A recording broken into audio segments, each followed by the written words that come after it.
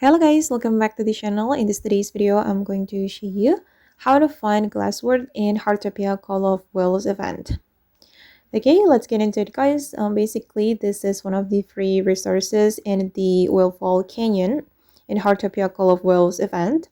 So first, you're going to teleport to this Whalefall Canyon area. And before I show you the location, I'm going to show you guys how we can use the Glasswort. Okay, I'm going to go to this tidal stove and we can use the Glasswort to make tomato seafood soup. This is one of the ingredients. So without it, you can't make the tomato seafood soup unless you use the universal ingredient. Okay, and to find the Glasswort, just explore the area and you will see this blend. And just click on the collect button to collect them.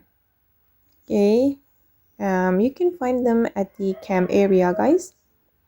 So just go to this camp area and you will find the Glasswort around the camp area.